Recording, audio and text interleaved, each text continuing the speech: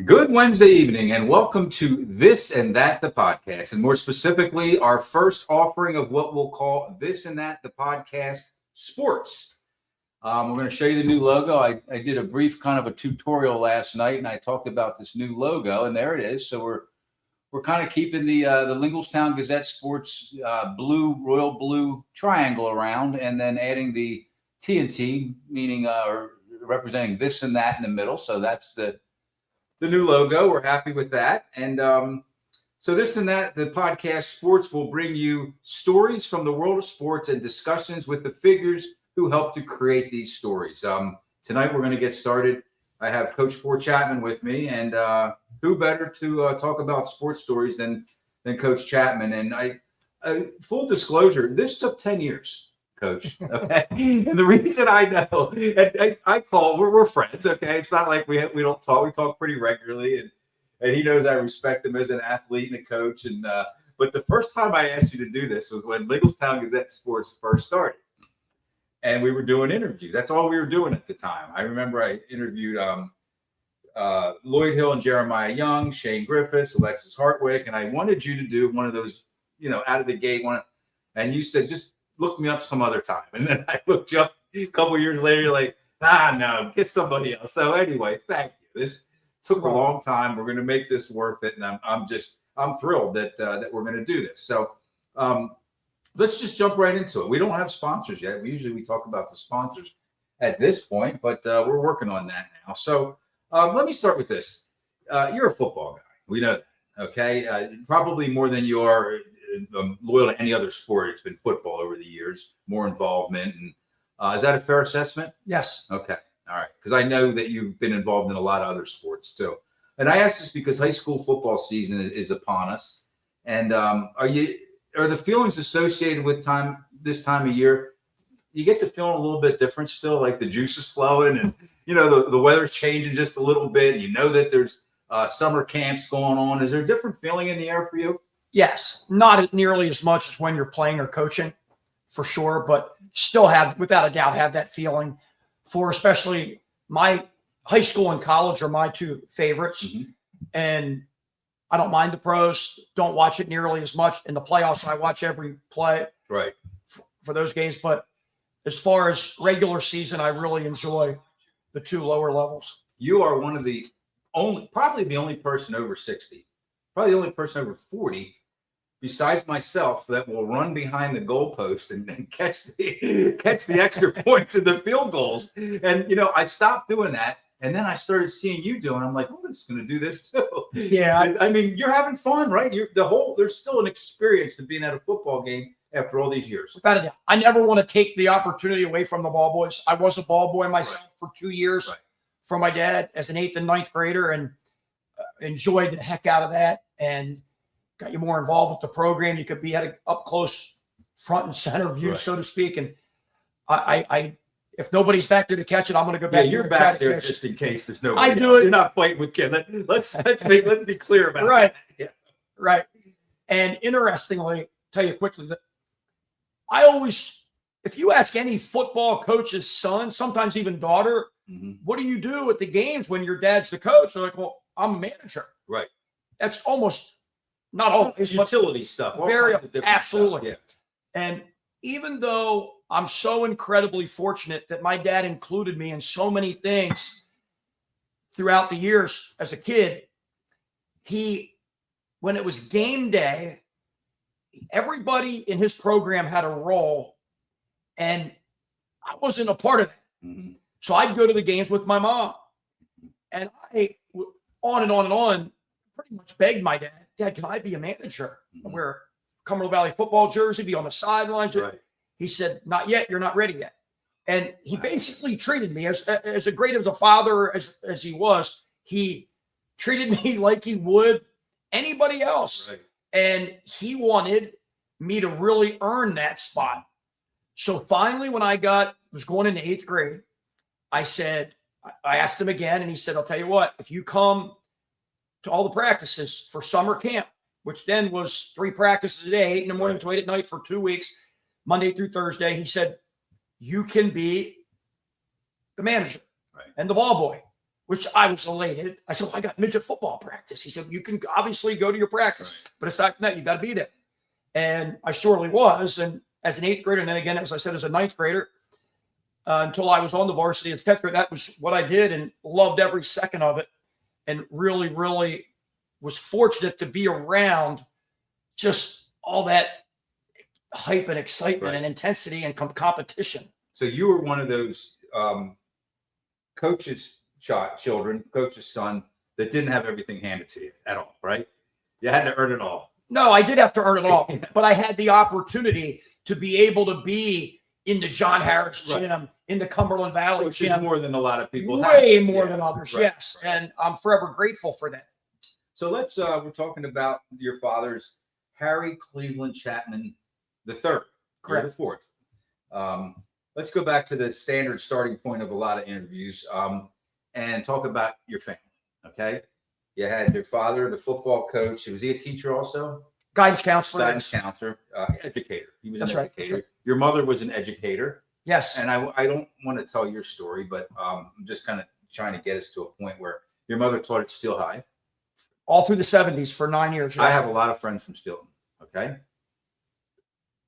Like every one of my friends from Steelton, she was their favorite teacher. I think I told you this. They loved her. They absolutely loved Mrs. Chapman, you know? I would hear that from time to time when I'd be around Steel High basketball games or, you know, over the years. And my mom was very personable, cared a lot about people, and was tough on kids, but demanded a lot, but also was great to them and got a lot out of them. And yeah. And my parents actually, my mom's from Philadelphia, dad from Harrisburg. My dad graduated from John Harris, and they met in college at Shippensburg, where you and I teachers school back then. Teachers college. Sure. And you and I first connected at Shippensburg. Yes. Yeah. And my mom got pregnant at age 19, had me, she had just turned 20 and had to drop out of college, you know, for a little while, and then went back and got her degree and her master's degree and whatnot. But that was the start. And my dad, when he graduated, got a job at John Harris, his alma mater, as a teacher and a coach and football and track. And at the same time, Jim Deibler was a year older than he was. They both went to the same college, Jim from Steelton, obviously. And they both coached under George Chop and Mickey Minnick. And Jamie and Rob, the two oldest Deibler boys, they were friends of mine as little kids. And we both had similar opportunities to be around our dad, who were longtime coaches. I think the last time that you were with me at one of these shows was when we interviewed Jim Deibler and Mickey Minnick. Correct. That was fabulous. Yes. And you know what? There's a short list of people that I allow to do the interviews in person now. I do most of the stuff online, you know, and it was you, Mickey Minnick, and Jim Deibler, the coaches, and then the Martini Brothers, the local band. Yes. I'm friends with the lead singer and guitarist, and he said to me the one time, he's like, you have to come to us. We want you there. So that's great. That's great. Let me just say this. Yeah. Corey Deibler, the youngest Deibler, who played for us a senior year at McDevitt in 95. We were there at that and both looked at each other numerous times and were just tickled. What a great night that was. What a great night. And here, both Mickey, who had a little bit of health issues in the last few months, as did Jim Deibler. They're both holding on and going strong and hanging in there. They both were great influences on so many young men, as my dad was. And it was great to see those two together sharing stories about their time as assistant coaches, head coaches. John Harris, Steelton, they both were head coaches at Steelton. And it was a very unique and great opportunity. And they were both proud, humble guys. Kind of like a night of love. There was so much love in Absolutely. There, you know? So, and then you have a younger sister. Yes, Beth is who you're very close with. Yes, 10.5 years younger than I, yes. Okay, so we already got to what did mom and dad do. And Beth was a 3-sport athlete at Cumberland Valley, as was I. And I'll jump ahead just long enough to talk about you were just enshrined in the PA Sports Hall of Fame, the Capital Area region. And the first thing you said was you weren't even the best athlete in your own household, your own home. Yeah, she beat me and I mentioned she beat me with varsity letters. She had 11, I had 10, but she started as a center fielder in baseball since her freshman year, and field hockey was her best sport. She played basketball, was good at that too. And in college at Towson, she played field hockey and softball, and started all 4 years of softball and 3 at field hockey, and was a All-American or senior year at field hockey, and just really had good hand-eye coordination, good competitive spirit, and the whole bit. And just an athletic home. Yes. So what other sports did you play? Growing up, Probably everything you get your hands on. Yes. And basketball was sort of my first thing I became pretty good at. How many free throws in a row can you make today? Well, roughly. I'm sorry to cut you off, but I'm really impressed with it. Last week, after working out in the Central Dolphin weight room, did weightlifting and cardio, nothing heavy lift. I just, I don't lift heavy anymore. But I went in, I did different shooting. I made 36 in a row, and then about 45 minutes later, I made 31 in a row. But how many have 100? Eventually, I got around the 3-point arc. I made 11 out of 11 for Coach Eric Banger. I was able to pull it off on my 5th attempt. But that came from years of just shooting and practicing. You can shoot the basketball. That's one of your things. Interestingly, about 5 years ago now, on my dad's birthday, June 2nd, just happened to be just by random, and I was lifting, doing some cardio, and I went into the gym and all by myself at night, and I've made 99 out of 100 twice.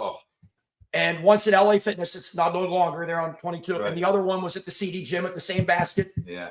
And the farthest away from the auditorium and main basket. And so this day I was in there and I didn't even take any practice shots. I went to the foul line and started shooting and rebounded for myself. And the other 2 times I made 99 out of 100. The first time I made 50 and then missed one. Second time, after a football practice at CD, when I was coaching, I made 30, missed 31, and then So this time, I had never been above 60 or 70 in a row. And when I got to 70 or 75, I'd have rather been at the Hershey Park Arena or Farm Show. You were feeling nerve. You definitely feel it by yourself because you're trying to accomplish something. Absolutely, that's great. Yeah, and you got to tell yourself to relax. That's my thing. And the last thing you want to do is like over aim or just keep your body fluid and relaxed. And I play mind games with myself. I'm not afraid to admit it. I pretend, I'm now Harry Chapman at John Harris back in 1960 or 61. That's the way we do it, huh? Yep. I'm Chris Mullen at St. John's, my favorite player. And I do that a little bit and stay relaxed. And sure enough, I was able to get to 100. I kept going. I got to 104. Made 104 in a row. So that's my record. Yeah. Unbelievable. I just can't wait till the people that are watching this, what they're going to be able to learn about you. Because a lot of these people have seen you around so many times, and they probably never knew that some don't even know you were a basketball player. Gotcha. I think you might have been Big 15, weren't you? Well, I was mid-pen. The mid-pen was started my senior year. So I was so fortunate to just get an opportunity. And my parents started me in kindergarten at Harrisburg when I was 4. My birthday's in late October. So I would have graduated at 17 and not turned 18 until 2 days before Halloween of my freshman year of college. So my dad realized that he shouldn't have done that, talked to me over and over again.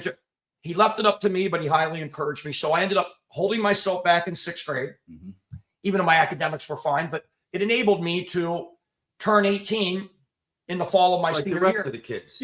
Yeah. So best decision I ever made. Had I not done that, I never would have played in the mid-pen. District playoffs in football in our area started in 82 football season, which ended up being my senior year. But it had to be behind Stan Gelbaugh for one more year, right? That's exactly right. Yeah. And so it worked out. Yeah. It worked out great. Yeah. So let's jump into football.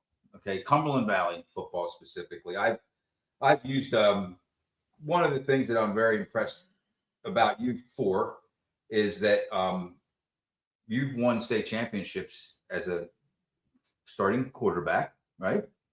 As a head coach and as an assistant coach. So let's start with the first one. We're not going to jump right to the state championship. I don't even know if we need to talk about specifically, but you had a very nice career at Cumberland Valley. And you were kind of, I don't want to say a late bloomer because you were ready to play, but you were playing behind a guy that ended up being a future. Did Stan Gelbaugh ever get to the NFL? Sure. For a little first, yeah. Yeah, He played for about 3 or 4 different Yeah. teams. Yeah. played at Maryland, University of Maryland, had a really stellar career. But he only started for a year and a half because he was behind Boomer Esiason and Frank Reich. Right. Yes, they had 3 pro quarterbacks on their And then roster. that happened to you, Cumberland Valley, being behind him. Yeah. Well, yeah, just real quickly. When I was in middle school, Pat Bowen was the starting quarterback. And I was actually in sixth, and 7th grade. Mm-hmm. And he was the starting Big 33 quarterback for the East. He played at South Carolina, started 4 years as a safety. Mm-hmm. And great player. And coached for my dad for 3 years, actually. And he wore number 13.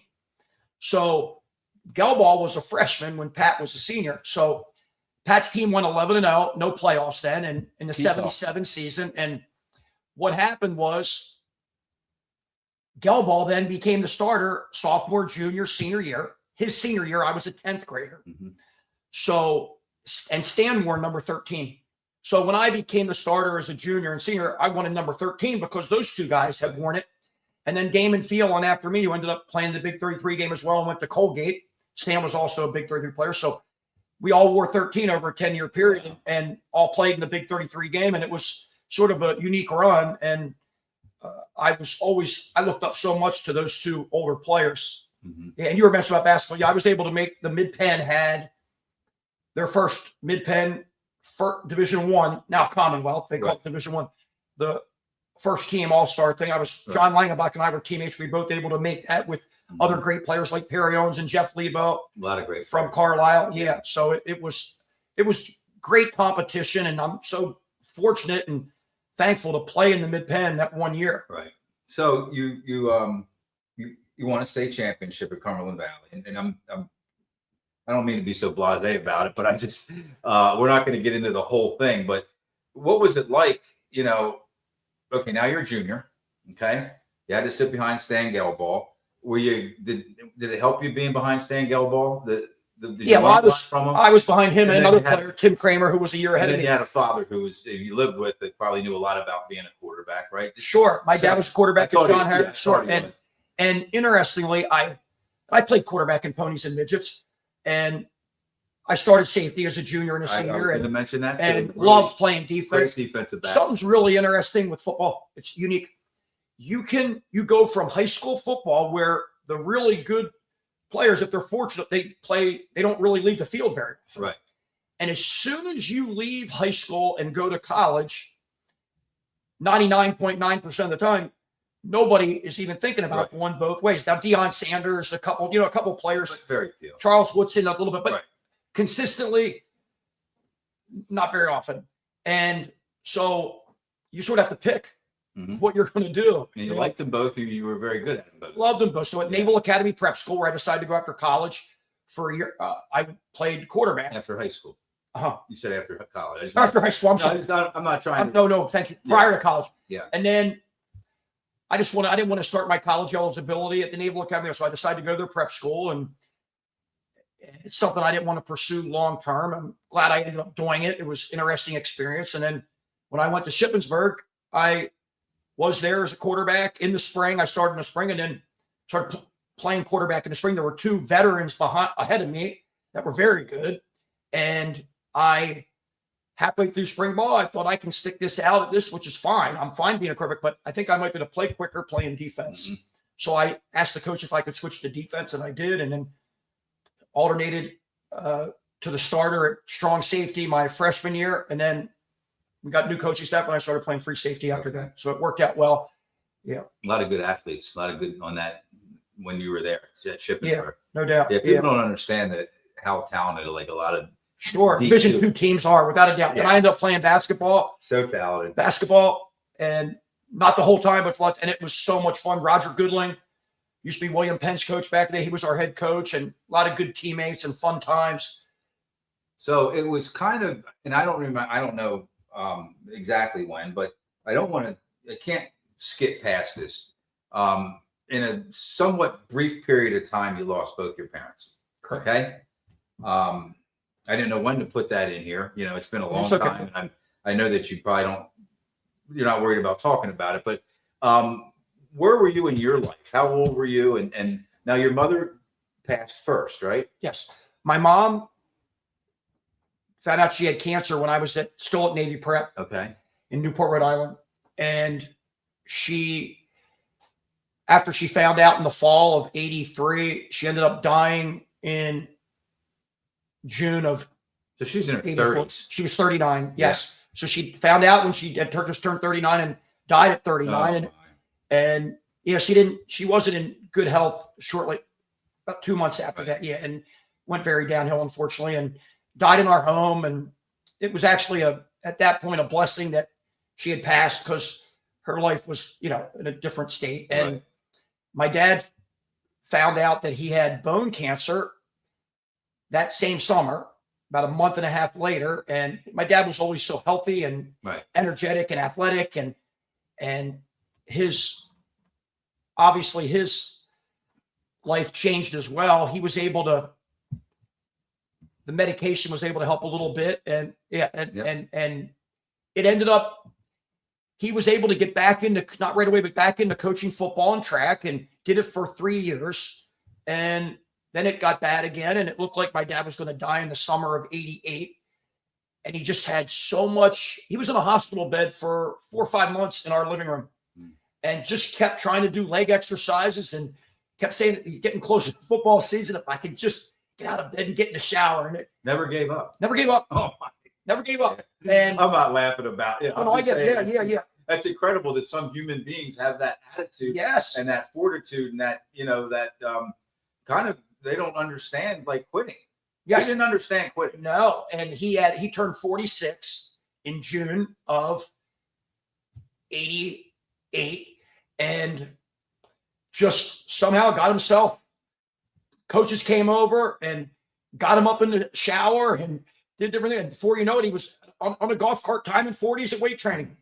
And then he coached that year from a golf cart, and I wheeled him around during the games in the 88 football season. And then he went downhill shortly after that and ended up dying in March of 89 at 46 years old. So he kind of went out like a champ, like a guy that, without a doubt, he could rest knowing that he gave it his all, and that people loved him, and that he never stopped trying to live life, basically. My dad always you could ask any of his football players or track athletes or guidance counselor students that met with him individually in his office from time to time. He would always talk about, when adversity strikes, how are you going to handle adversity in life, in work, in sports? And one of his favorite words was persevere. And he would use it often. And it was his time. I heard him speak on a few different occasions at different events. And he mentioned how all of a sudden he had to sort of practice what he preached, and he sure did, and was able to get the most out of what he had. And it was inspirational to a lot of us. And I've always took the approach personally. It's tough to figure out how to deal with death. We all go through it at some point or another. And I was 19 years old when my mom died, and my little sister was only 9, and she was only in 8th grade when our dad died. And I always took it like, I'm so much more fortunate than she was. And than your sister. Yes. And I kind of emotionally more mature, right? But just, I was able to live all through high school with both my parents being healthy. And she had very little of that. And she wasn't even going to get to high school without having either parent. And I just thought, I'm fortunate. Yeah. In that regard, obviously not fortunate, but I try to take that approach. And so many people were there for my sister in the community and were very helpful for her. And she turned out to be a wonderful young lady, and so proud of her. Right. Yeah. For so the adversity she went through. I'm going to go back to just recently, June, when you were inducted into the Sports Hall of Fame, and you could go all night, but you kept it brief. It was one of the best speeches I've ever heard. I mean, thank you. It was so brief that it almost didn't qualify for a speech, but it was a speech. It was just, we didn't have to, I think the one guy, Bo Gantz, the president, I think he keeps an egg timer or something. We didn't have to get that out. Well, you told me, everybody said we had 5 minutes. Right. And I think I went 5:15 or so, just slightly over. Great. It was great. But you talked about how your sister was the best athlete of the two of you, at least. And, but you talked about your mom and dad, and not once did you say anything how it affected you negatively or how much it hurt you. And we know that it did, but you talked about how much of a blessing it was to have them for the time that you did. Yes. And there's two ways of looking at something like that. And you looked at it the way that your dad would have looked at it. Exactly right. Right? Yes, yes. So, and I don't want to tell you how you felt and how you looked at it, but from what I saw that night, the way you talked about it is like he was really in tune with how much he got out of being their son, more so than how much it affected him losing them. Yeah, it definitely affects you. You try to suppress a lot of those emotions often. You don't really know how to go through it. I never really understood dealing with grief, and it caught up with me here and there throughout a few years later and stuff. And it does. You just have to keep battling and going through it. And you know, there are a lot of people out there that care about you. And I'm so fortunate to have so many friends and people that are in your corner. Yeah. When tough times are tough or whatever. And so you just work through it and continue through the game of life. Right. Okay. So let's jump ahead to, I don't know. Was coaching for you a foregone conclusion? Yes, without a doubt. Because I didn't know you back then, but I'm just kind of. I wanted to play forever. You sort of want to play. That was my feeling, and then you can't. I still play, ice hockey and golf and different things. But you're an athlete. You're yes, still but I'm talking about play school and college at time ends, and if you don't go to the pros in something, then you got to find something else to do. Right. And coaching is the next thing. So I knew very early on I wanted to get into coaching, either basketball or football, and decided on football. And it just. What was your introduction? I mean, I don't know that. I don't know that. Well, when I didn't go straight to McDevitt, right, as a head coach. Yeah, when I came home from Navy prep and my mom was sick, I asked my dad. I said, instead of going to college in the fall, start my freshman year, can I coach with you and then go in January and then practice with the basketball team at the second half of the year and then play spring football? And then he said, sure. So that's what I decided to do. So I coached on the freshman team at Cumberland Valley in the 84 season. Mike Whitehead was our quarterback and safety, who ended up coaching 4 years with me at Bishop McDevitt, and then was the head baseball and football coach at Cumberland Valley, and now coaches at Dickinson College. Oh, good. Just retired as a math teacher, very sharp guy. Yeah. Anyway, then it's sort of, I got my feet wet with that. And then I learned from a lot of good coaches at Shippensburg football wise, especially my defensive back coach, Brian Goyne, and learned a lot about coverages and techniques and different things about football certain little things that I hadn't learned yet through high school, and learned a ton, obviously, from my dad and his coaches and whatnot. And then I graduated and took a job with John Weaver. He was the head coach at East Pennsboro. So I was the defensive coordinator there and coached quarterbacks, and the McDevitt job came open and I went after it and fortunate enough to get it. And you were in your late 20s, maybe 26 when I got it. Yes. Okay, so mid 20s. That's very young. So 1991 was my first head coaching job. Yeah. And it's fair to say that McDevitt had been kind of, hallowed grounds for really strong football and lots of great athletes. And just, and I say this with respect, I'm trying to figure out, just couldn't get over the hump. Okay. The hump is winning a state championship. So they did some winning. They had some success. And, but that was a state championship starved sports community at McDevitt, right? When you took over. Am I right about that? Well, partially. Okay. The part that you got to realize is state championships in Pennsylvania. District started, as I mentioned, in 82, my senior year. State playoffs didn't start until 88. 88, yeah. So, like my senior year, we ended up with Steel High being ranked. We both beat each other. They beat us during the regular season. We beat them in the first district final. We both finished ranked number one in the state, with 12-1 records. The Roger Saylor rankings were then what everybody went by. Along with Steel Valley, maybe? Yeah, with Steel Valley. It was a tri-title, yes. So they were undefeated. So to be fair, in 85, McDevitt, Tim Ripple's best team, who had 3 Division I running backs, Borowski, Waters, and Bryant. And the quarterback that went to Northwestern, Kyle Palmer, right? Well, Kyle Palmer wasn't the quarterback yet. It was the year after that. Okay. Yeah, Tim Madden was the quarterback. That's right. Yeah. So anyway, that team lost to Carlisle and Michael Owens 22-21 at McDevitt, but in the 85 season. But aside from then, they beat Cumberland Valley 49-14. My dad's team had beaten Carlisle 15-14. So it was a 3-way tie for the Mid-Penn. But then in AAA, the second from the highest was McDevitt. They won easily, but then that was it. Right. So could that team have potentially won a state championship? Without a doubt? Yeah. Would they have? Who knows? But I would put my money on their side. So that's why my assessment wasn't completely accurate. Right. Because, right. Okay. And then in 87, they won another district title with Tim Rimful. Not quite as quality of a team, but a very good football team. They had lost in the regular season to Cumberland Valley and McDevitt. Cumberland Valley and Cedar Cliff.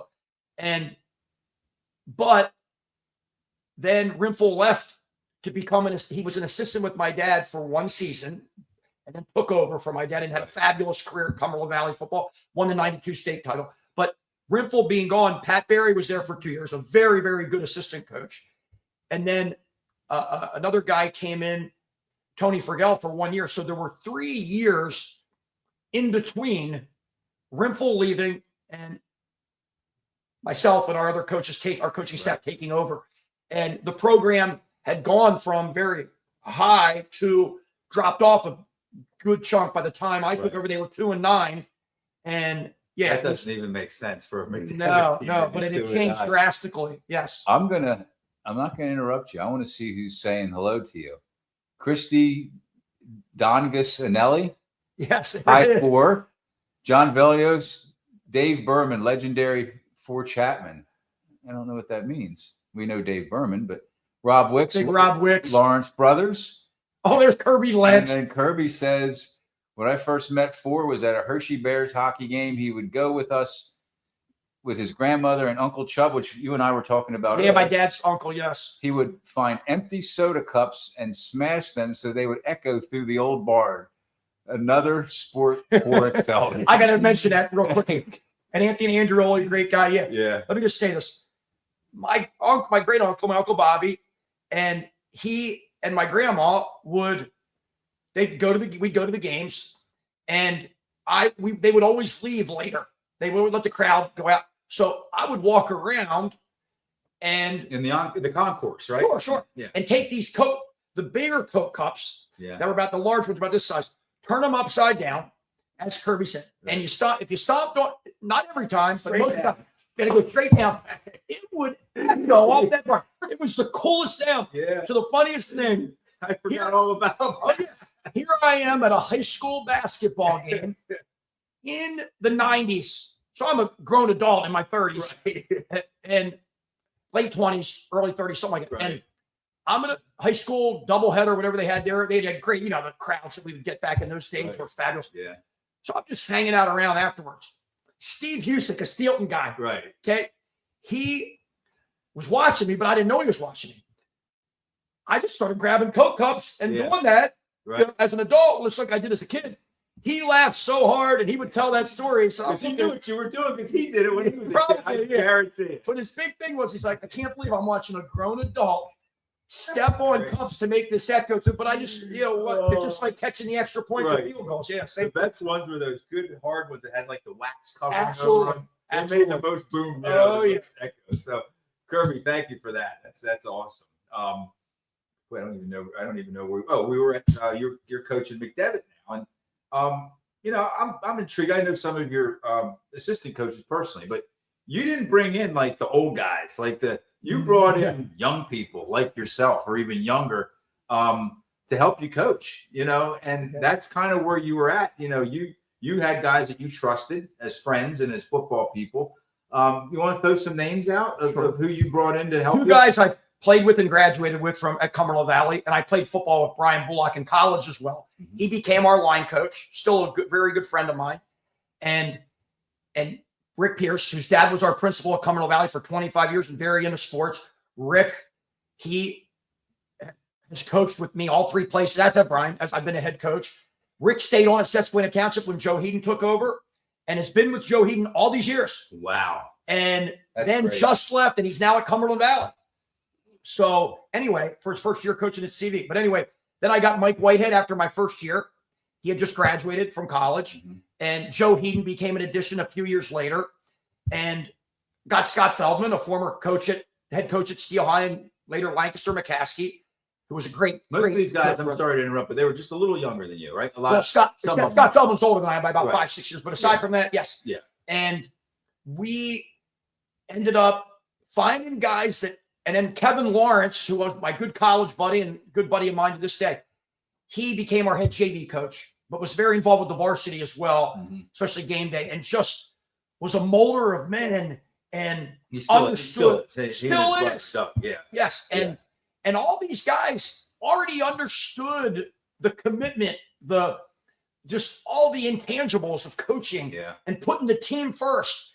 And we realized it was going to be an undertaking because people were leaving McDevitt and looking for other places to play football when they had gone downhill that last year. And we ended up having to just get things back in order and establish a commitment and a weight training and conditioning philosophy that we were going to try to get better every day. And, hardcore Monday, Wednesday, Friday for our weight training workouts. And kids bought in. We knew we weren't going to be that talented that first year. We had some good talented players, but as a whole, we weren't going to be able to compete with most of the teams in the Mid-Penn Division I at the time. But we sure did start out doing that. And then as the year went on, playing teams like Harrisburg and Cumberland Valley, who were loaded late in the year, we really took our lumps late in the year. And we went 2-9, but we knew we were getting there. Yeah. And then the next year we ended up going 8-3. Actually, our quarterback and safety from that first year was a senior and a captain of our team, Vince Harper. And Vince is now the principal, was at Susquehanna Township. Now he's the principal at McDevitt for the last several years. Right.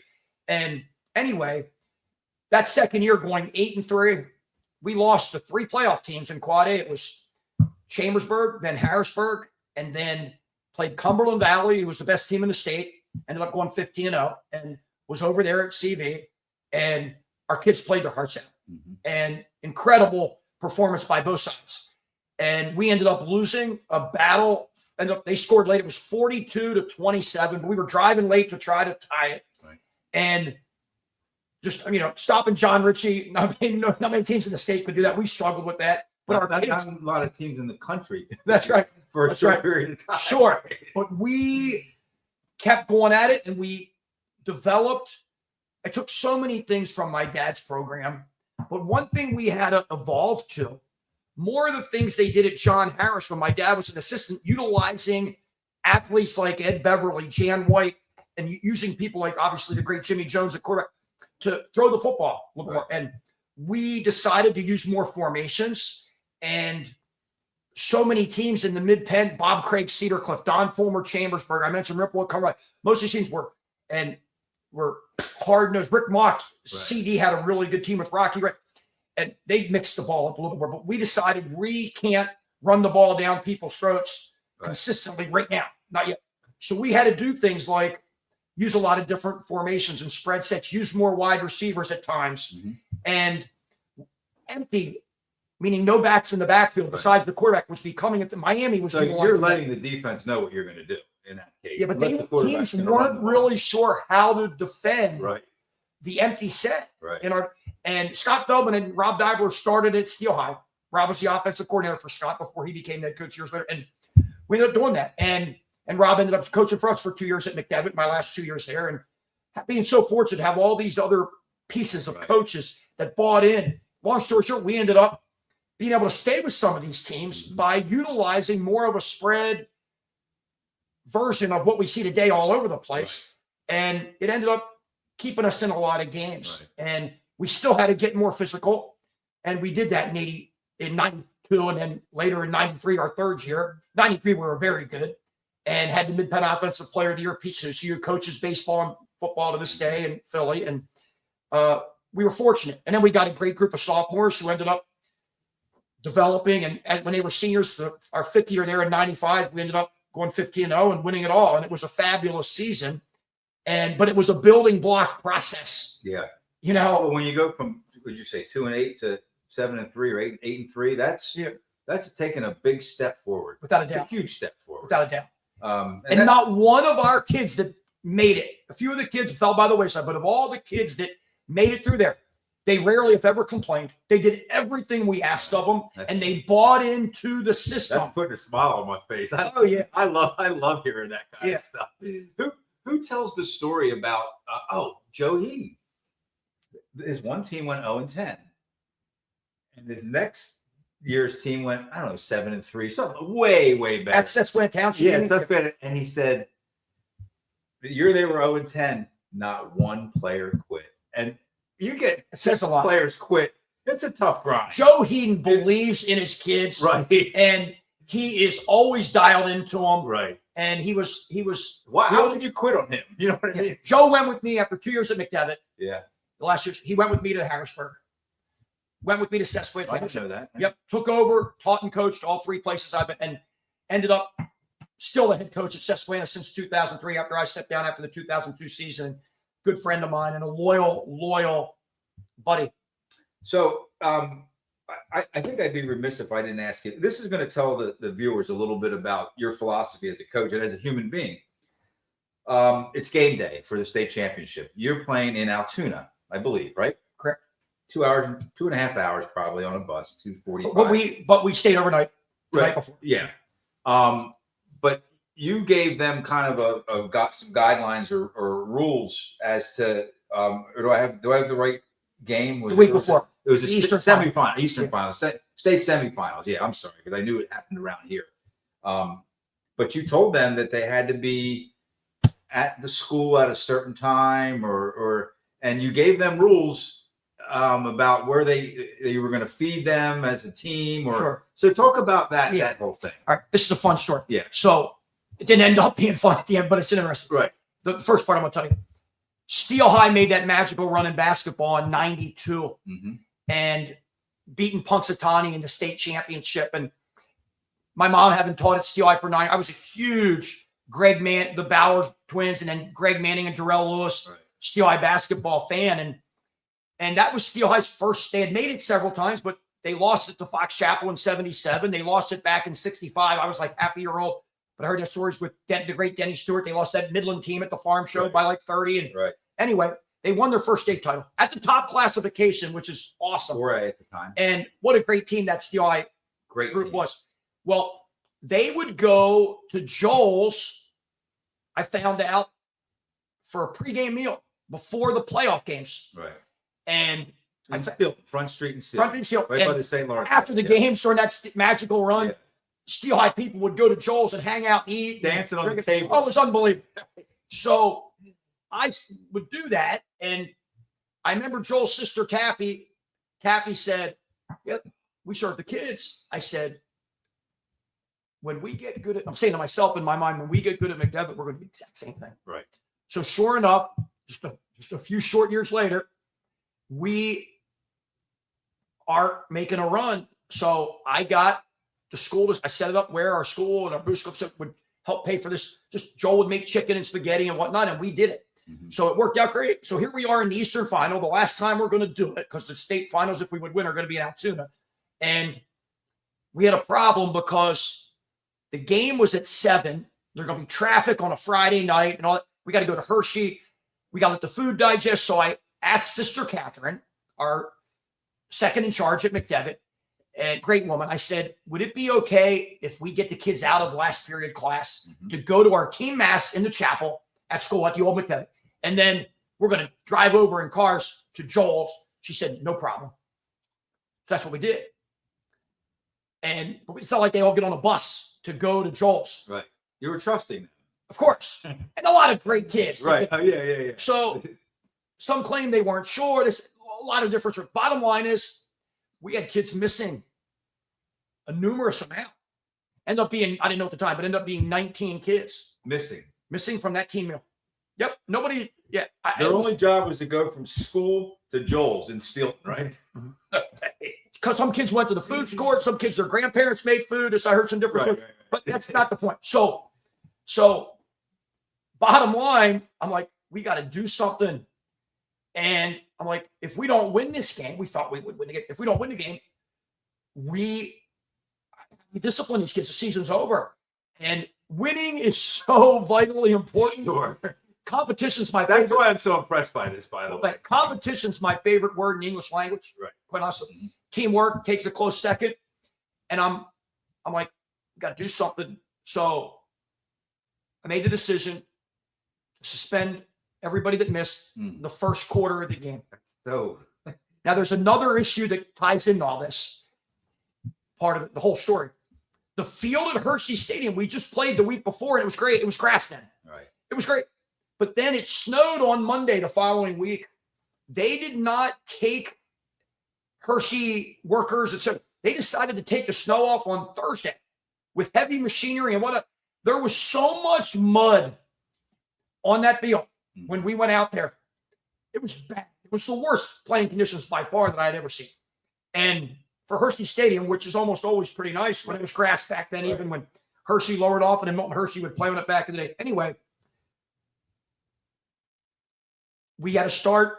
I think there were 2 offensive players and 1 defensive player that made the team meal. So almost every player was starting their first game of their high school careers. I hope these people watching understand the magnitude of this decision you made. And Lansdale Catholic was a very scrappy team, right? Whose quarterback and safety was the coach's son, and they ran the wing tee, and defensively they ran a 6-1 with like a cover 2 look, and just didn't want to give up the big play, and it was tough to get a big play on that field, throwing the ball. Long story short, they get, after the first quarter ended, they have the ball inside our 10-yard line on the goal, and we put our starters in to start the second. Bring your guys in, yeah. And they're going towards the scoreboard. They score, extra point good at 7-0. Halftime, it ends up being 7-0. So come out for the second half, not knowing at the time we're going to have 4 possessions the whole second half on offense. First time we go right down, we score. Long drive, miss the extra point at 7-6. Next time, my dad always emphasized, Glenn McNamee's very similar, who I coached with for 6 years at Central Open. We got to practice what we're going to put in. I totally believe in that too. Right. But occasionally you come up with something that you want to, and you may not have practiced that exact thing, but you feel like it's going to help you win. And if you trust the personnel, you got to do it. Yeah. In my opinion. Right. So not that it's always, sometimes it works, sometimes it doesn't. So I'm like, they're playing a cover 2. They're not going to let Rakai get outside down the sidelines, the corner. So let's fake a toss and then turn and throw him a slant, like a delayed slant. Right. So Jordan Scott, our quarterback, is a corner. So he's not going to be on the sidelines long. He's got to go back on defense after we had scored that touchdown. I really went over it with him and demonstrated it, what he's going to do. And he watched me. I said, just fake the toss and just turn. You don't need a super quick Herbert, and then just fire the slant. And I told Rakai, caught him, and I said, act like you're running a fade. He's going to force you in. He'll loosen and then just run a deep slant and be wide open. All-state Rakai Nelson, who Two big 33 players. ended up at Notre Dame. Sure. Just so and our best player by far. Yeah. So Jordan Scott rarely left the field as quarterback and corner, punt returner and whatnot. And he was a running back, but we made him a quarterback after Quincy Wiley transferred to Harrisburg, going into their junior years. Anyway, Jordan took too long with the fake because we didn't get to practice it. And the safety jumped it and intercepted. Now we're only get the ball 2. We don't know it now, but we're going to get the ball 2 more times. Right. The next time we're driving towards the highway in the 4th quarter, and I make a decision on 4th down and like 10 to quick kick out of shotgun, and which I put that in several years before that, and I loved it to this day. I love it. And they're not sure you're going to punch, so as long as you protect it well, the ball can just go roll and roll, and then you can down it. Trust We the down it defense. around the 8 to 12 yard line, somewhere around the 10. Right. And we got to stop them. They get a first down. We call our timeout. What's the score at this point? We're still down by 1.76. Okay. They punt. The ball goes out of bounds with a few minutes, about 4 or 5 minutes up, goes out of bounds at the 40-yard, our 40. We got to go 60 So yards. you played field position with the Quick quick kick. kick or the quick kick, and it paid off for you. Right. We ran a regular formation for first down. I'm like, this field is so, I'm thinking to myself, this field is so bad. Rakai Nelson is a difference maker of this football team, but we're not playing on a good field. He's not helping us out there. Right. Nor is Dave McKenzie, another very good receiver. We need to get them off the field. We're going to go double tight. Power I, we're putting our defensive tackle, one of our best players, Corey Deibler, in the backfield to block. And we had practiced this. And we're going to go 3 backs in the backfield. And I just said to myself in my mind, we're going to mix the plays up, but we're going to give the ball to Tommy Mealy, our tailback, one of our 3 tailbacks, every play. He doesn't fumble. He's gritty, hard worker, and that's what we did. and we started marching down the field. We got down to under a minute. It ends up being we're down around 30 seconds and the clock's moving, but we have a timeout left. But it's third down and goal. So I didn't want to call a time. All my coaches are yelling, Jack, clock, like get a timeout. I'm like, no, I got it. Right. Because I'm thinking we don't want to, if we're going to score, let's score with as little time as possible. We got 2 downs to do it. We could kick a field goal on 4th down, depending on where we are, and win the game if we make it. But I thought, let's keep the clock moving. We don't have 3 timeouts. We're not going to get the ball back if we turn it over on downs. So, and we're not going to let them set up. And so it hit me to run a play action pass. So Jordan faked it to Tommy, and we had Khalil, our safety, our tight end, on their safety on a little corner route, and we had Drew Painter, our Z-back, in the flat, and we threw the ball to Khalil. Jordan hit Khalil, and with about 20 seconds left. What did that feel like? Relief is in all capital letters. I don't question what I did. I would have done the same thing again, win or lose. Yeah. But yeah, that really was a huge relief for our whole program. It'd have been a shame to lose that way, taking nothing away from Lansdale Catholic. And then from there on, it was just pay attention to detail. I told our kids they had their discipline, and we're going to move forward. We're not going to talk about it anymore. We're going to go straight ahead. My biggest thing I said to them prior to leaving McDevitt was, what does team meal mean? Right. What does team meal mean? Right. It means the whole team goes to the meal. Well, you did more, not against them, but you disciplined them more than most coaches would have, I think. Gosh, what's interesting, this is a neat thing about it. The next week, going into state championship week, we got a ton of mail from a lot of good people and stuff. I got mail from one of my 2nd grade teachers and Mrs. Logan, who was pretty up there at the time, age-wise, right? Because she was older when I was in second grade. And she sent me a letter saying how proud she was of me of doing that, letters from a lot of people. So anyway, I got this envelope. It said Pennsylvania State University, addressed to me. So I opened up, and it was an article that they had written about it in the Patriot News, stapled together from page 2 and page 6 or whatever. And there was a yellow Post-it note on it. And the yellow Post-it note said, remember this, it said, 4, I know you don't need a copy of this article, but I admired your handling of this, Joe. So Joe Paterno took the time to do something like, and I had met him. He would do that if he was. Yes, yeah. And he had known my dad a little bit, Right. not great, and I was very That's fine. That's just touched that he would send that. It's a championship like that, and other things in life. But we're talking about state championship. It's kind of the gift that keeps giving. Like just a few years ago, you and your players and your coaches were honored over at McDevitt, right? Yes. It's the gift that just keeps. It sure giving. does. Yeah. And they were great memories. Our team played super well in the state championship, and we won 29-0. And I was proud of all of them. And it was a sort of a culminating 5-year program. How proud were you of the guys that let's call them the reserves, the non-starters that came in and kept things tight for the whole first quarter? That's a significant chunk of a game. Right. They battled, and we had some hard-nosed, tough younger players. They were prepared too. And they were on special teams. One of the hardest, this just hit me. One of the hardest parts, I haven't thought about this in years. It's one thing that Mike Whitehead is on top of everything, by the way, as an assistant. And he was a young guy, and he was on, it's a little bit easier to say, okay, Joe, you're going to be playing outside linebacker in place of so-and-so. But it's a lot tougher. Special teams, kickoff and kick return aren't that difficult because it's like a timeout before that. Yeah. The 2 big ones are punt and punt return. We end up letting our defense on punt return, have one guy go back. Punt, when you yell punt, a different group has to go in, and we didn't practice it. So on the bus ride there, we're putting different guys in at different spots. And I'm talking to some punt returners who usually aren't back deep on the bus, standing up. Hey, don't forget when you go back, all kinds of little things like that.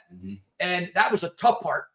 But yeah, those kids battled that first quarter to keep us in the football game. Yeah, that's fabulous. I'm so glad we had a chance to talk about that whole story. And I didn't know where I was going to throw this in, but did you make any changes to the uniforms at McDevitt? Full disclosure, Coach Chapman is a man that really is into uniforms. I am too. we have conversations about uniforms, right? Sure. So talk about your kind of how you're caught up a little bit more than most people in uniforms. And I grew up loving watching John Harris's football and the teams that they would play. William Penn's Thanksgiving Day coming out with the black and the orange, and I just Steel High uniforms. I've loved the blue, the royal blue and the gray, both basketball and football. So anyway, I've always, my buddies in college will tell you, I would always talk about if I ever coach this team, that's what I want to do. Right. So here I get this McDevitt job. I've never been a Notre Dame. Most McDevitt people are Notre Dame fans. I've never been a Notre Dame fan. Right. I don't hate Notre Dame. I've just never really rooted for them much. But I love their colors.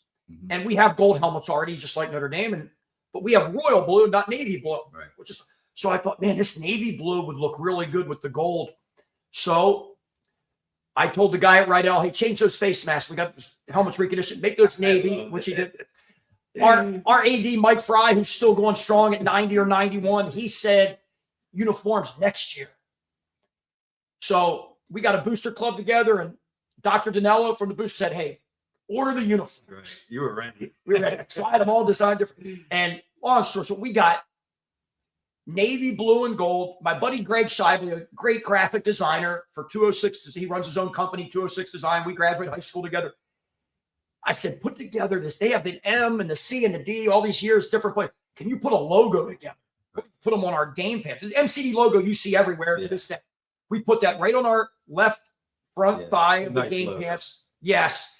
And we had those sharp, because McDevitt, for whatever reason, had bright yellow Michigan pants and gold helmets. It didn't really match. And so we ended up getting the gold and made the navy, and when I became the AD, I met with Jim Rao, the basketball coach, who's back there again for a second. Great coach. Yes. Great and guy. I asked him about getting basketball uniforms with the navy and gold. He was all for it. He wanted me to design them. I designed them, and I designed the blue ones after Michigan Fab Five. Right. And the gold ones after a Florida State, a little more stuff down the sides, a little bit different. But the point is, they look sharp as could be. And we're the only two that had them. And they haven't gone away, right? When I left, then eventually the cheerleaders, everybody, the whole school, all the programs eventually got to Navy. They adopted it. Yes. So it worked out.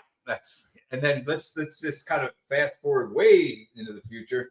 Decades later, you helped design the Central Dolphins uniforms, right? When I got the CD with Coach Mack in 2011, I did not know that they had ordered. This is going to sound so bizarre, and it's just, I'm like, I get a teaching job at CD right before the season starts. A job had come open for sports and entertainment marketing right up my alley. So I left Susquehanna Township after 10 years. Coach Mack was so gracious enough to put me on his staff because they were already formed everything. I was a volunteer coach the first 2 years. What were you coaching? A little bit of offense and defense. Okay. All the coaches at CD coach one or the other. Right. It's unique. Most high schools don't do that. He had me coaching, helping with the outside linebackers and helping with the offense a little bit, but more with defense. And then my next year, I coached tight ends and helped Coach Landis with the D-backs. So a lot of special team stuff. So it ended up, and then I coached offense from that point on. But anyway, the interesting thing is that first year, I said to myself, all this is going to be great at CD, a new high school. And I had taught at the old CD for a year and a half before I went to Harrisburg. And anyway, I thought, I'm not a big fan of this bright green. I said, I got to get used to this bright green. Almost lime. Yeah. So, but I'm like, hey, I got to get used to it. Right. And all our practice stuff was lime green. Right. And all the old game stuff. Well, we're getting ready for the first game, and they're handing out jerseys for the kids like the day before the game. And I'm like, what are these? They had brand new dark green pants, white pants, dark green jerseys, white jerseys, so we could mix and match. Right. And beautiful look. And a few years later, 3 years later, Coach Max let me design. He knew that you were into this. Oh, yeah. The gray on gray uniforms, which they just wore for their they have a new set of gray on gray the last few years, but they wore the old ones for their scrimmage against Hempfield the other day on Saturday. Anyway, and then he allowed me to get game socks because I think it looks so much. We have good uniforms, people wearing different colored socks and stuff. So we ended up getting dark green socks as well as black socks. We could mix and match with whatever uniform we did. It worked out great. And then, he let me be a big part of that, little things in the program. And I always told him I grew up, my dad became a head coach in 71 at Cumberland Valley. After 5 years he helped run the John Harris weight training and conditioning program, Right. which was above and beyond what teams had back then in the 60s. And my dad kept that going at Cumberland Valley. Progressive. He was ahead of the curve. Yes. Yeah. He had winter weight training. And then in the summer, all through the summer, Monday, Wednesday, Friday, you could come morning or evening. He was always there. And his assistant coaches would be there often, but he never missed. And I would go with him all the time as a kid growing up from second grade on. And anyway, I did the same thing. This is what I was used to as a head coach. So becoming an assistant for Glenn Mackin, he said, hey, we'd like our coaches to come to weight training at least once. I'm there all the time, and Denny Duttenhofer's there all the time, an older coach that does a lot of stuff with the conditioning. I said, Coach, I'll be there all the time. I'm thrilled that you let me on your staff. We just won a state title in the first year. Right. And so many committed football players. I want to be a bigger part of this program. I'll come and do whatever you need. Mm-hmm. And he let me do that and be a part of things more and little details of like the game socks and different. And one thing interesting, I said to him, I said, hey, you mind if I put the names on the lockers in white athletic tape with all capital letters? Old school, right? Old school. But the way, instead of kids writing their own, right. all the little, my dad was Max into a lot of great little details too. Right. Yeah. And that's why I love coaching for him for the 6 years I did. But, and I just, the little things, my dad always said, the little things don't always make a difference, but they will make a big difference throughout the course of your life, the course of a season, the course of your company, whatever it is. Right. And he just preached that. So my dad would not take a vacation. Maybe once a summer, we'd go to the New Jersey beach for the weekend. We'd leave Friday night after evening weight training, and then we'd come back Sunday night so my dad could open up 7:30 in the morning to Monday morning weight training. Squeeze it in, right? Yeah. So it was, but then the first vacation he ever took, my dad says, I got football on track, I got weight training. He said to my mom, and they had never been on an airplane, married for 12 years. They went to the Sugar Bowl and Tony Dorsett and Pitt beat Georgia for the national title. That was their first vacation. And I had to stay at home. 1970. I stayed at home with my little 76. That's right. Yeah. Stayed at home with my little sister. And my great aunt from Philadelphia came in to watch us, Isabel, and I didn't get to go. And 2 years later, my parents went to the Rose Bowl, USC in Michigan, called home at one time and said, we're at USC. So my grandma came over from Harrisburg with my little sister and me. And I got shut out again. It was unbelievable. Now, you haven't been shut out of as an adult out of Yep, all bowl games. Here's what happened. My senior year, we win the title, and George Hampton, my dad, were college buddies. Mm-hmm.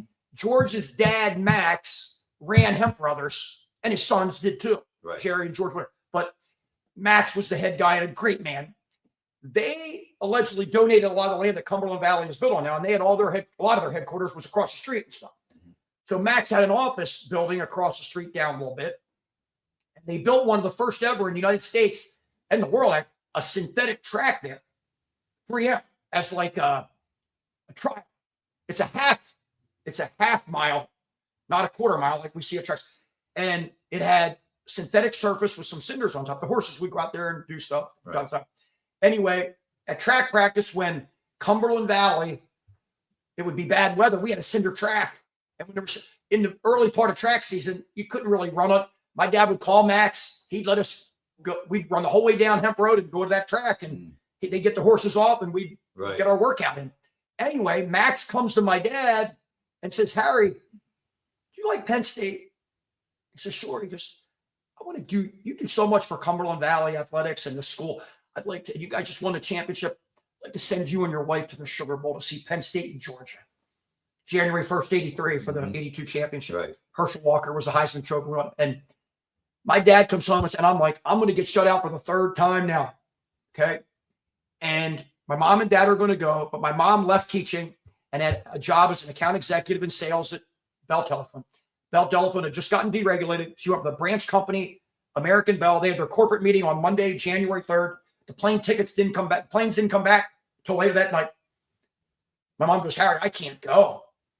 And my dad says, 4 years now, man. Right. It's my second time on an airplane. I was so thrilled. What a great And we trip. went to the Sugar Bowl, all courtesy of Max Hemp and Hemp Brothers, and had an absolute blast. Absolute blast. And one of the thrills of my lifetime, my favorite vacation I've ever taken. And yes, and my dad coached Chet Furman, the strength coach at Penn State at the time. at John Harris. He and my dad were buddies, and Chet took us to the victory party after the game at the Hilton. And it was a wonderful time, great experience. And Penn State won their first national championship. Absolutely. I was at, I'm only bringing this up to kind of shout out, to throw this name out. I was at Todd Smith's house for that game, the quarterback at Central Dauphin. Sure. Who, I guess he was the quarterback the year after. No, we're the same year. Are you the same year? Uh-huh. Okay. Yep. Yeah, you graduated in '83, right? Yep. Okay, so yeah, he was the quarterback your senior And he year. comes from a hockey family His background. dad was a professional hockey player. Yeah. I think he was born in Canada. So I had his son in class. Smitty, if you're out there watching, he watches some of Yeah, this great stuff. guy. Yeah, awesome guy. So that's a great bowl game experience, but I can't finish this interview without asking you about the other bowl game experience. I'm sorry to do this to you. That's all right. This is one of the best stories I've ever heard. So at some point, you get tickets to an Orange Bowl game, and it was Oklahoma And Penn State. and Penn State. Now, what year was that? It was the 85 season. Penn State was undefeated. Oklahoma was second in the country, but had one loss at home to Miami earlier in the Is season. that Brian Bosworth? Yeah, absolutely. Okay. So you're down there, and I'm just going to jump ahead. I don't want to tell your story, but it's kind of pregame, like kind of pre-game where they're out there in their stations, right? Yeah, but you're going to. Yeah, I want you to tell the story. Okay. All right. I didn't want to drag you through the whole thing, but we want to hear the whole thing. All right, I'm going to give a little background so you understand what's going on. Good. All right. Yeah, people love this story. John Velios It's told a me great- don't do the interview without asking him Okay. about this. Okay. So let me just tell you. So we moved from Harrisburg to Delbrook Manor near the Navy Depot when I was in end of first grade. My dad got the Cumberland Valley job. We moved to the West Shore, and we had neighbors there called the Brewises. Their sons Keith and Craig were good friends of mine. Their dad Jerry Brewis was into sports and would play with the kids and everything else in the neighborhood and whatever, wiffle ball, whatever it was. And I kept touch with them when they moved to Philadelphia. Council Rock School District, they moved. And I would go there and visit them after Christmas or in the summer and stuff and maintain a relationship. So fast forward, my dad, we're out of high school. They had then since moved to Florida. So I hadn't seen him in a few years and numerous years. And my dad's at Johns Hopkins, had just recently gotten cancer. And he's in the hospital. And I was one night, I was coaching for his team then. It was in the early fall. I called my dad just to check up on him. I would do it a couple times a week. Right. And I called him and my dad goes, hold on, somebody wants to talk to you. So I figure he has a visitor. This guy starts talking. Here it's Mr. Brewis, our old neighbors who lived in Coral Springs, Florida. But doing business, he was up in the area, heard my dad had cancer, stopped to see him. And Mr. Brewis said, how would you like to come down for the Sugar Bowl? Oh. And Dan Marino's second year, they went to the Super Bowl that year, lost the 49ers, and they were good kids. So he goes, and you can go to see Dan Marino and the Dolphins too. You and Keith. I got tickets for it. I said, I'd love it. He flew me down the whole bit, did the whole deal. I get to this Orange Bowl. I've never been to the Orange Bowl. And I'm at this Sugar Bowl, Oklahoma and Washington. This is the year before the store, but I had to give you this background. Right. I asked my buddy Keith, I said, can we get there early? And we did. And I just wanted to check this whole stadium out and stuff.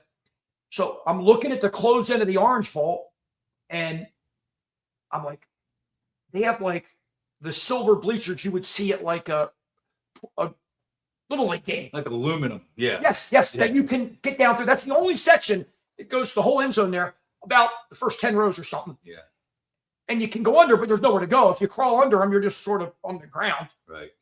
But I noticed you can walk a little bit and you're right outside of the visiting team's locker room. Okay. So I did that. And I'm outside the locker room. And I see number 44, who at the time was a sophomore linebacker. And he is a freshman linebacker. And he is staring into this brick wall, sitting on a chair. And the problem is the Orange Bowl for years then had to be on NBC, and it would start after the Rose Bowl ended. And the Rose Bowl was on by itself. The Orange Bowl would always get delayed and pushed back. So you get off from pregame, and a normal game, you're going to go out and play the game shortly, and you're waiting until okay. Anyway, they tried to time it up as best they could. I'm like, who is this number 44 staring? Bosworth. Because he wasn't like a household name yet. Yeah. And I watched the game. I went in the locker room when they were out for pregame. I walked right in the locker. Same locker room as Joe Namath and the Jets upset the Colts in Super Bowl III. And walked back. I remember going back to the bathroom and back in there was a Coke machine with like a Coke thing that you just go like this and put it in a cup. And there were just hooks, no lockers, just hooks, just like it was with Joe Namath. And I'm like, this is something. Yeah, something. So I left there and watched the game from the bleachers, and it was it. And had a great experience and was around some of the Oklahoma players and stuff, just checking it out. And then Bosworth was making tackle after tackle, and by his next year, he was the boss and everything was off. So I'm at Ship as a freshman the next year and started basketball late because I had to wait for football season to end. And we're getting close to Christmas eventually. And I went into Coach Goodling and I said, hey, what are we doing The great Roger Goodling. Yes. What are we doing for Christmas break? Like, the dorms are closed. I'm in LACO. What are we going to do? We're going to practice. He said, we're going to Florida. We're playing a team in Florida on January 3rd or 4th, one of those. And I said, we're going to be down there over New Year's. He said, yeah. I said, well, let's go to the Orange Bowl. Right. He said, well, we're not going to be that far south, but we're like a little bit north of that. But he said, not that far. He said, but we can't get tickets. It's a national championship. I said, can I use your phone? I called my dad at Cumberland Valley. He was in his guidance office. I asked him if he had Mr. Bruce's number, which of course he did. Gave it to me. I said, hey, I got to make a call to Florida. Coach Goodling goes, go ahead. Talking to Mr. Bruce. He said, how many tickets do you need? I said, Coach Goodling, how many tickets do we need? He said, 20. Oh, my. Because our whole team was going. Mr. Bruce says, put your coach on the phone. Now, Mr. Bruce was good friends with Raleigh Massey. Mr. Bruce just died a few short years ago in his early 80s. But Mr. Bruce was friends with Jay Wright, who went to Council Rock, okay, and Raleigh and whatnot. So Mr. Bruce said, I hear our coach Goodling talking to Mr. Bruce. For the next week, I'm going into practice, and Coach Goodling, I talked to Mr. Bruce today. Your buddy Keith, his son, works at the Howard Johnsons in Deerfield Beach. That's where we're staying. Because we paid, guess how much it costs per player per night in the hotel on the beach? $13. You're right there. Yep. $12 a person. I stayed in that same hotel to watch the Orange Bowl one time. Did you? I swear. Okay. Howard Johnson. Yes. Not a great neighborhood. No, but it wasn't bad. No. So long story short, I know I said that 10 times today. So here's what happened. We have time. Okay. We go to the game. I told my buddies, hey, we have to get there early because I got a plan. What's your plan? They're going, where are our seats? I said, our seats are going to be in the upper deck, I would imagine. I said, but 20 tickets. That late. But it's a great. I said, you guys are going to love this old stadium, and it's a national title. I said, unfortunately, I'm not sitting with you guys. No, what are you doing? Coach Goodling was the one that doubted me the most. They all doubted me. He said, "For you can't watch it." I'm telling you. Now, what I did that was a little bit different. I ordered from. There was no internet then, so I ordered from the Oklahoma bookstore. I got the number somehow for that, and I ordered a jersey. So I had this 14 Oklahoma deep red. It was back then like a maroon almost, a dark red jersey with mesh and stuff. It didn't have my name on the back, but it looked like a regular Oklahoma jersey for the most part. Right. And it didn't have the Orange Bowl patches. And it was that Tiger mesh that most teams, back then Oklahoma wore that open porthole mesh that you could sort of see through for this game. Absolutely, yeah. So aside from those three minor things, it was similar. So it was number 14. So I wear it to the game. My plan is to go through the bleachers like I had done the year before. I realized over on the Oklahoma behind their bench, there is a security guy. There's a little orange fence on both sides. It only goes up to like the middle of your thigh. Yes. I know what you're talking about. Usually a fence is going up around your waist or so, and you have to. It's just to keep fans from getting down the sidelines back then. Yeah. So there's a security guard. There's a little gate, and this older security guard is just looking. I see, oh my, players that aren't playing in this game that are red shirts or hurt. They have their jerseys on, but they have jeans on or whatever. They are talking to their friends and family in the stands, and then he's letting them back in. So I walked around, came down. He looked right at me, saw my jersey, let me on. I worked my way about 10 minutes later down by the locker room, outside the locker room, standing there, and I just said to myself, act like you know what you're doing. My dad told me that at the Penn State Pitt game in 78. Penn State lost to Alabama in the Sugar Bowl that year, but they beat Pitt late in the game on a Mike Gooman fourth down toss. At halftime, before the game, after pregame, I opened the one side of the pit. The players back then, visiting team, were walking right by Penn State. I had one of the two doors open, and all the pit players are walking in. The last guy was the coach, Jackie Sherrill, with 2 state cops. And the state cop, one looked at me and said, "Are you coming in or staying out?" I said, "No, sir, I'm staying out. I'm in 8th grade. Right. I'm staying out."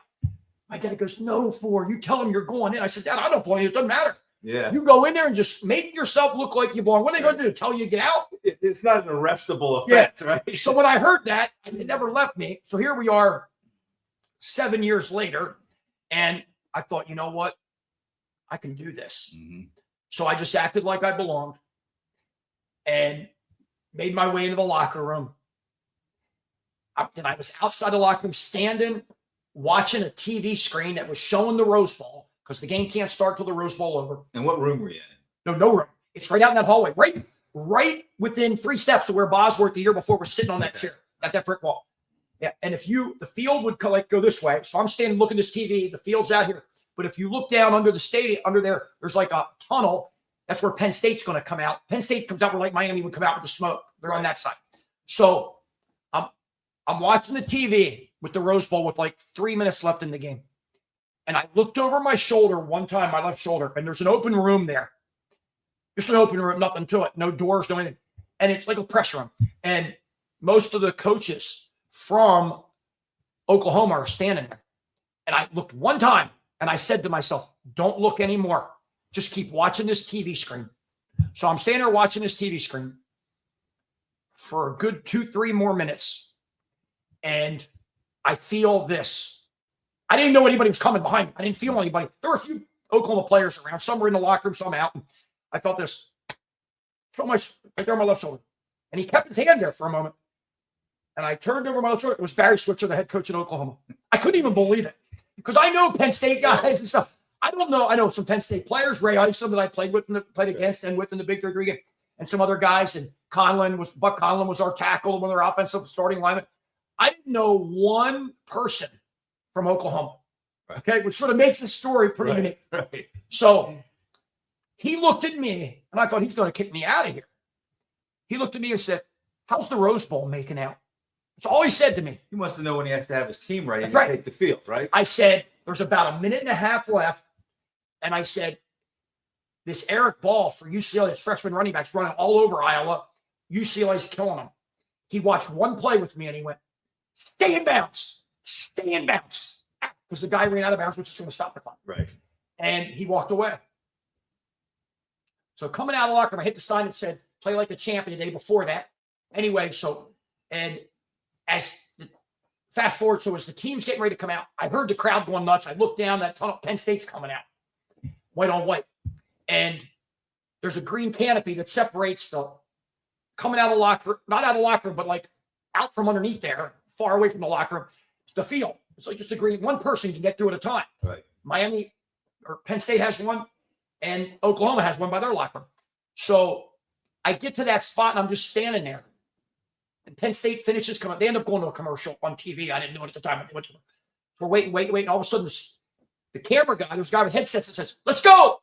And I turned and I was the first guy. Right. So I ran through there and just stood and high-fived some of the players, watched them all come out. It was on national TV, Right. you know, and then I just ran out with the coaches and stood on the team bench, got on TV again for the opening kickoff with Derek Shepard, their starting wide receiver, number 3, and the backup quarterback, Eric Mitchell, number 1. The 3 of us were standing on the team bench. And then, within like 5 minutes of the game, there was now they have eye black everywhere on purpose. Mm-hmm. But eye black was coming down this guy's cheek, and he had a girl trainer take a fresh white towel and just wipe it off so it was just up here. Yeah. And I watched her, and she took the towel and put it on this table. I ran over there, got the towel, put it around my shoulders. I still have it. Now you look more legit, right? I've never washed it to this day. That's great. And it has the eye black on it. I put it right around my neck so I would look legit. I watched the whole game from the Oklahoma That's sidelines. wonderful. Yep. That is wonderful. Yep. And that's the second time you told that story in this kitchen, right? Yeah, the one that had like 8 or 10 guys. That's just phenomenal. I really appreciate what you're doing here. And the moral of that story is act as if, right? Act as if. Act as if. So let's go back to where we started, or close to where we started. We already mentioned, we talked about the state championships, and you mentioned briefly 2011, your first year at Central Dauphin. You guys kind of defied the odds. I don't know if you felt that way. Oh, I definitely did. Yeah, beat the North Allegheny and North Penn, or the other way around. No, you're right. Yeah. But the longer we got into that season, that team got better and better. Right. There were no expectations Mm-hmm. They thought we could make a nice run in district. We thought, but to be district champs, that was right. a dream. All those games were close down there. Oh, yeah. Cedar Cliff was very close. Very close. Yeah. Jim Contafio, Cedar Cliff. Yeah. Anyway, once we started to develop, we almost lost to Central York. Yeah. The game after Cedar Cliff, the district semis. It was a home game, and we were down by 8, and which is not obviously not a good situation to be in. It was right. And we ended up coming back, and we actually down by 2 scores. And we ended up coming back, and Zadie Saad fumbled when we were down 2 scores, and we lost the ball. And then we blocked a punt. Nate Hamilton blocked a punt. He needed a big play. He needed a big play. Yeah. I never saw a ball go so high off of somebody's helmet. Right. And it went towards their goal line. We ended up scoring, extra point good. Now we're down 8. We ended up scoring again, going for 2, making it, tying the game up in the 4th quarter. And we held them, got the ball back. It looked like we're getting overtime. They roughed our punter. And we ended up going down and scoring a touchdown with about a minute to go to win the game. I remember, like, the last 5 games, you didn't win by more than a touchdown. No. Right. And then, and the Cedar Cliff game, we had trouble stopping their passing game, and they did but we ended up pulling that one out. We both scored 5 touchdowns. We just converted it was like 35-32 or something like that. Anyway, we go to play Wilson, the district final, who had a very good group of athletes, as did we. And our team never trailed. They just executed the game plan offensively, defense, especially very well. We were just gelling and getting better. And winning that Wilson game the way we did, they battled back and cut it to under a score. And then we hit a big 3rd down conversion. Lovia hit Drew Scales down the seam, and we kept the drive alive and ended up taking a knee and running the clock out. But then we had our football banquet because it was already pre-scheduled and stuff. Before some of our fathers are saying, that are on like the booster club or something, they're saying, we're going to have another banquet after the next 2 weeks. When we win, I'm thinking, do they realize that North Allegheny is naturally ranked? Yes, the defending state champ. Right. They block Art Walker Jr.'s team. I went to the Western final when they beat Cumberland Valley. In the second half, Cumberland Valley could not stop their running ball the whole time. It was a dominant physical performance. Mm-hmm. Tim Ripple said, I've never seen a running game this good in high school. And fast forward, they won the state title the year after we did. So had they beaten us in this semifinal game, they'd have beaten North Penn. They've been 3 times state champs in a row. So we go to Altoona and play out of our minds and never trailed. They end up tying it late in the game. And they had a big 33 quarterback. I think it was a junior at the time. But they had stud linemen and hard-nosed kids. And anyway, we end up driving the last drive of the game and got within field goal range, within touchdown range. We tried to punt, couldn't get it in. We're like at the 2-yard line, 3-yard line. And from the right middle part with 6 seconds left, we called timeout and made the field goal and won 23-20, and then beat North Penn 14-7 in the state final at Hershey and ended up winning the state title. Those kids really, really came together and got it done. Defied all odds. I hate to use those like that cliches, but he defied all odds. Yes. And when a team, thanks for going through that again, because I know we have a lot of Central Dauphin. People love you in the Central Dauphin community as a teacher too, and so I know that they would like to hear that story. But how often is it? And it's not often. I know that you play your best game in the biggest game. Like, it's hard to do that, isn't it? Yes. You hope that it kind of crescendos. You want it to lead up to that.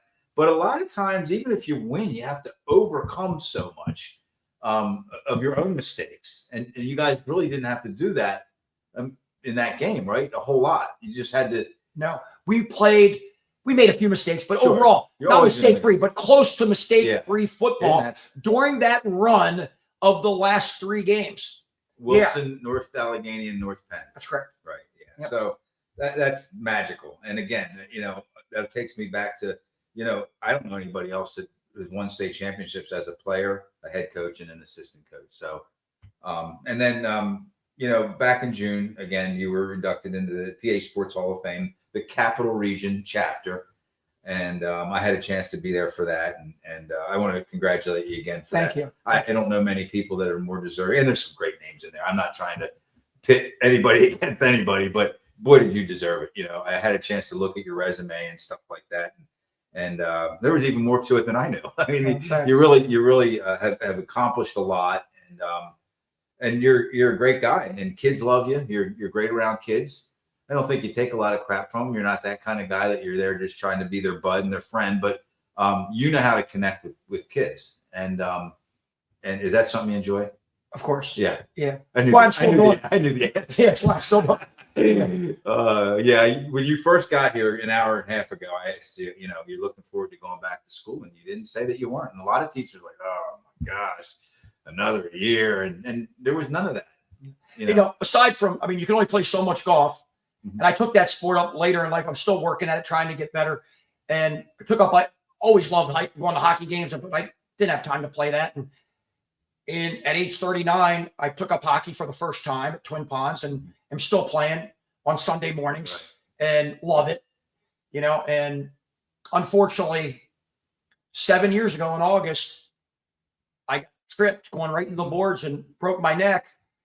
And I'm once again so fortunate that it wasn't.